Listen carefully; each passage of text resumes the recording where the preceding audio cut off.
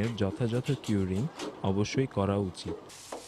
ডিশাটারিং হয়ে গেলে ফুটিং ট্রেঞ্চটি বালি দিয়ে ভরাট এবং কম্প্যাক্ট করতে হবে। এখানে উল্লেখ্য যে আমাদের দেশে অনেক ক্ষেত্রে ফুটিং ট্রেঞ্চ মাটি দিয়ে ভরাট করা হয়, তবে তা ঠিকমতো কম্প্যাক্ট করা ডিফিকাল্ট বিধায় এ ব্যাপারে ডিজাইন ইঞ্জিনিয়ারের পরামর্শ নিতে হবে। একটি গুরুত্বপূর্ণ ব্যাপার হলো ফুটিংয়ের ডিশাটারিংয়ের উপযুক্ত সময় এবং প্রক্রিয়া পার্শ্ববর্তী মাটির স্ট্যাবিলিটির উপর নির্ভর করে। তাই এ ব্যাপারে অভিজ্ঞ ইঞ্জিনিয়ারের নির্দেশ অনুযায়ী কাজ করা উচিত। 5 ইঞ্চি গাঁথনি সাধারণত একটি বিল্ডিংয়ের ইন্টারনাল পার্টিশনের জন্য নির্মিত হয়, তবে ইদানিং অনেক ক্ষেত্রে এক্সটার্নাল ওয়াল হিসেবেও ব্যবহৃত হচ্ছে। কিন্তু সেক্ষেত্রে গাঁথনির মেটেরিয়াল, কাজের মান এবং এক্সটেরিয়র ফিনিশ খুব ভালোভাবে করা প্রয়োজন, নতুবা ওয়ালে ড্যাম্পনেসের সমস্যা দেখা দিতে পারে।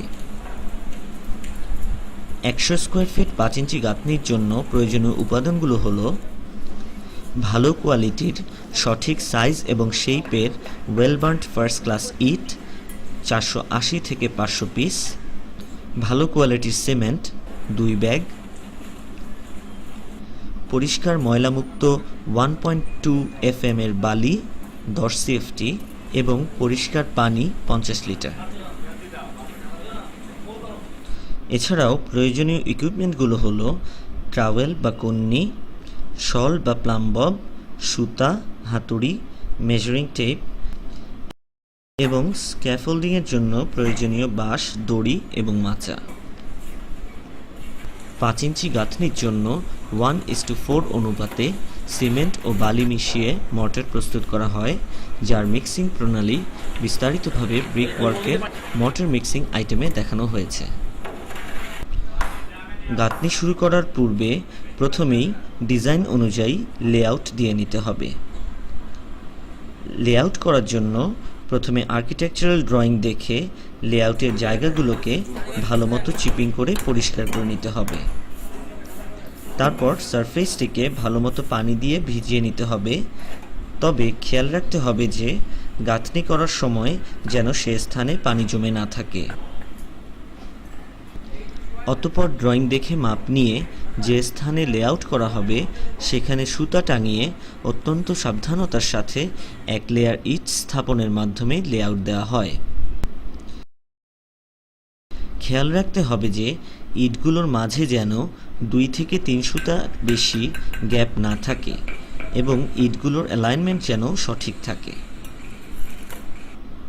লেআউট দেওয়া হয়ে গেলে ড্রয়িংয়ের সাথে মিলিয়ে এবং আর্কিটেক্ট বা ইঞ্জিনিয়ারের তত্ত্বাবধানে দেখে নিতে হবে যে কোথাও কোনো ভুল হয়েছে কিনা। ভুল হয়ে থাকলে তা পরবর্তী গাঁথনি শুরু করার আগেই শুধরে নিতে হবে। একটি ফ্লোরের লেআউট দেওয়ার পর তার উপর 5 ইঞ্চি গাঁথনির কাজ শুরু করা হয়।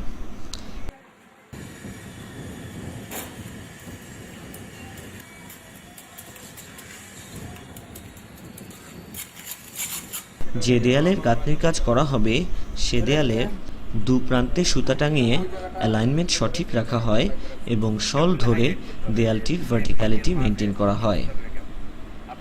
গাঁথনি করার সময় সাধারণত যে কোনো এক পাশে শল ধরে ফ্লাশ করা হয়। প্রতি লেয়ার ইট বিছানোর আগে খেয়াল রাখতে হবে যে মর্টার বেডটি যেন সমান থাকে এবং তার উপর নতুন ইট যেন সমভাবে প্লেস করা হয়।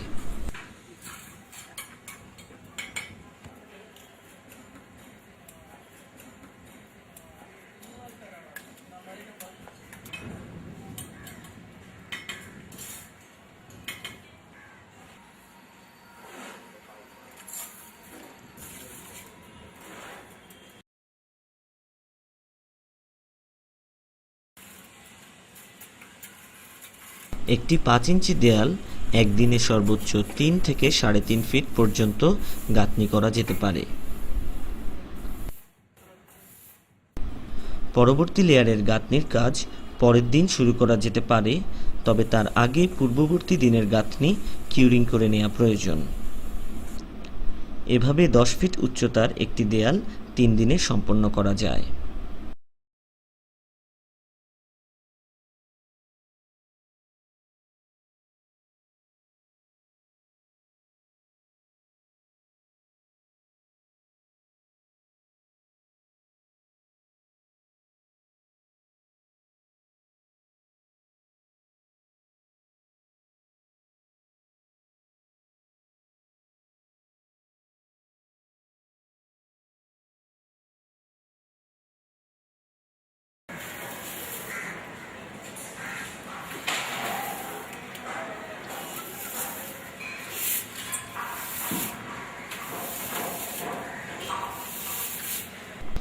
3 থেকে 4 ফিট উচ্চতার উপরের গাঁথনির কাজ করার জন্য মাচা বানানো হয়, যার সাপোর্টের উদ্দেশ্যে নির্মাণাধীন দেয়ালে ছোট ছোট গ্যাপ রাখা হয়। পুরো দেয়ালের গাঁথনি ও প্লাস্টারের কাজ সম্পন্ন হওয়ার পর এই গ্যাপগুলোকে সিসি মর্টার দিয়ে ভালোভাবে বন্ধ করতে হবে যাতে পানি লিকেজ না হয়। এখানে উল্লেখ্য যে প্রচলিত প্রথায় ভাঙা ইট দিয়ে এই গ্যাপ বন্ধ রাখা হয় যাতে লিকেজ হতে পারে। গাঁথনির কাজ করা হয়ে গেলে পুরো দেয়ালটি 7 দিন পর্যন্ত নিয়মিত কিউরিং করতে হবে। ভালো ব্রিকওয়ার্কের জন্য প্রথমত দুটো উপাদান প্রয়োজন। একটি হচ্ছে ভালো মানের ইট, অর্থাৎ ফার্স্ট ক্লাস, ওয়েল বার্ন এবং সাইজ শেপ এগুলো ঠিক থাকবে। এবং এই ব্রিকওয়ার্ক করার জন্য একজন দক্ষ এবং সৎ রাজমিস্ত্রি প্রয়োজন হবে। একটির সঙ্গে আরেকটি ইটের যে মাঝখানে যে গ্যাপ থাকবে এবং এই গ্যাপগুলোতে সঠিকভাবে মর্টার যাতে ঢোকে এগুলোকে কর্নি দিয়ে চেপে সুন্দর মতো মর্টার জয়েন্টগুলো বন্ধ করতে হবে। আর এমনি 2 ইটের মাঝখানে যেই মর্টার দেওয়া হবে সেটা থিকনেস মিনিমাম 1/4 ইঞ্চ হওয়া লাগবে এবং এটা যাতে মোটামুটি ইউনিফর্ম থাকে, ইটগুলো যাতে সোজা হয় সেদিকটা খেয়াল রাখতে হবে। এবং মর্টার দেওয়ার সময় খেয়াল রাখতে হবে এই বিষয়টাই যে জয়েন্টে যখন মর্টার দেওয়া হয় ব্রিকওয়ার্কের পরে এই জয়েন্টগুলোকে আবার একটা কাঠি দিয়ে একটু র্যাকিং আউট করে দিতে হবে প্রপারলি। যেমন এখানে দেখুন যে এইসব জায়গাগুলো কিন্তু র্যাকিং আউট করা হয়নি।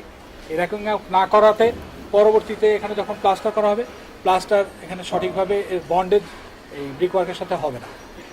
আর এই যে এখানে দেখুন এই যে ব্রিকওয়ার্কের এই যে ইন্টারস্টিস ফাঁকের মধ্যে মর্টার ঠিক মতো ঢোকেনি।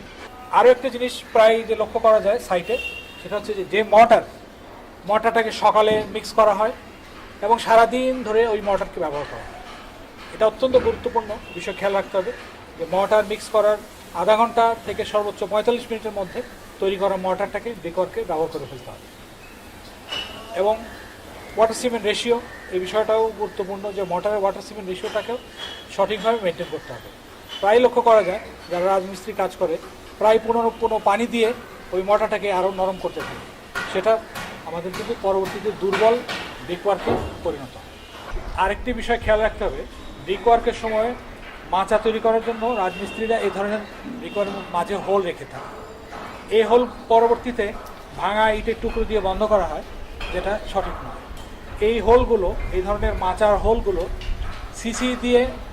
পরবর্তীতে সিসি দিয়ে বন্ধ করলে ভালো হয়। আরেকটি বিষয় খেয়াল রাখতে হবে, ব্রিকওয়ার্কে বন্ড একটি অত্যন্ত গুরুত্বপূর্ণ বিষয়। প্রায় লক্ষ্য করা যায় মিস্ত্রিরা তাদের বন্ড মেলানোর জন্য ভাঙা টুকরো ইট দিয়ে বন্ড মেলানোর চেষ্টা করে। এটা অ্যাভয়েড করতে হবে, এই ধরনের টুকরো দিয়ে মেলানোর সঠিক নয়। প্রতিদিন গাঁথনির কাজ শুরু করার আগে সারাদিন যতটুকু গাঁথনির কাজ হবে তা নির্ণয় করে এর জন্য প্রয়োজনীয় ইট, বালি, সিমেন্ট আছে কিনা তা দেখে নিতে হবে। গাঁথনির কাজ করার সময় যে মর্টারগুলো নিচে পড়ে যায় সেগুলো পুনর্ব্যবহারের পূর্বে এনশিওর করতে হবে যে সেগুলোতে যেন কোনো ময়লা না থাকে। প্রতিদিনের কাজ শেষ হয়ে গেলে ইকুইপমেন্টগুলো যথাযথভাবে পরিষ্কার করে গুছিয়ে রাখতে হবে।